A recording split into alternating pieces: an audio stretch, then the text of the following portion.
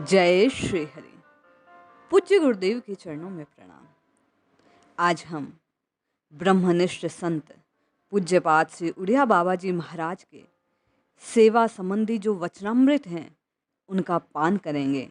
पूज्य महाराज श्री कहा करते कि सेवा ही सर्वोच्च ध्येय है इस जीवन का।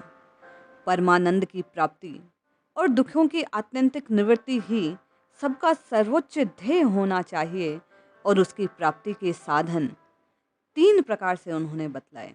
वे कहते निष्काम भाव से परोपकार अर्थात प्राणी मात्र की सेवा, भागवत विग्रह और भगवत जनों की सेवा और भगवन नाम जप और ध्यान, ये 3 साधन है उस परम को प्राप्त करने का। और उसमें भी भगवत जनों की सेवा सर्वोच्च ध्येय है। निंद्रा, तंद्रा, आलस्य, विक्षेप और संशय ये तो सब साधन में विघ्न ही मानो।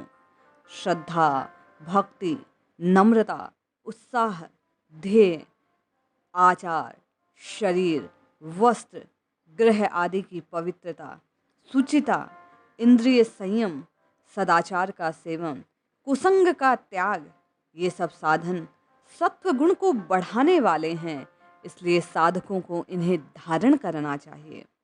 बाबा कहते रोते रोते आए हो, ऐसा कुछ काम करो कि हंसते हंसते विदा हो जाओ। मन से किसी का बुरा ना सोचो, दीनों की सेवा करो, यही सब कुछ है। नाम जपते रहो मुख से और हाथों से किसी दीन की सेवा करते रहो। ये दीन की सेवा तुम्हें दीनानाथ से मिला देगी। संसार में सबसे कठिन काम सेवा है। मनुष्य भजन और ध्यान तो कर सकता है, किंतु सेवा करना कठिन है।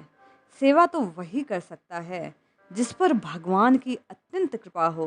पूज्य महाराज जी कहते कि अगर तुम सेवा कर रहे हो तो जानो दीनानाथ ने कृपा की है, तुम्हें योग्य बनाया है। हमारा भावी जीवन कुछ हमारी भावनाओं के अधीन है। हमारी जैसी भावना होगी वैसे हम बनते चले जाएंगे। यदि हम नीच भावनाओं में प्रवाहित होते रहे तो नीच से भी नीच हो जाएंगे भाई, और उच्च भावनाओं को रखेंगे तो ऊंचे ऊंचे ऊंचे बढ़ जाएंगे और उस दीनानाथ से मिल पाएंगे। ध्यान, जप, सेवा, स्वाध्याय और सत्संग, ये 5 प्रधान साधन जानो, इनके बराबर कुछ भी नहीं है। एक चित्त से हटे तो दूसरा करने लगो।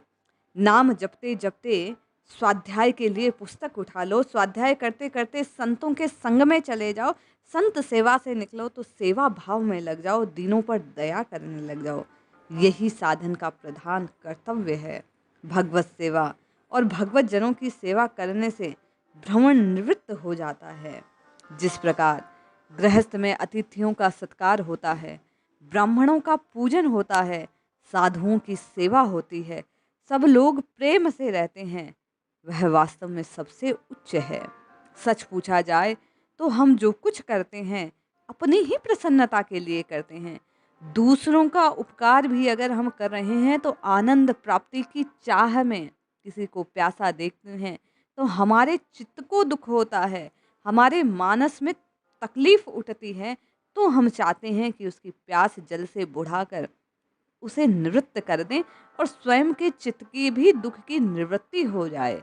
भगवान का कोई प्रयोजन थोड़ा सा भी अगर सिद्ध हो जाए, सेवा हम में लग जाए, अंतःकरण की शांति के लिए यही सबसे बड़ा उपाय है।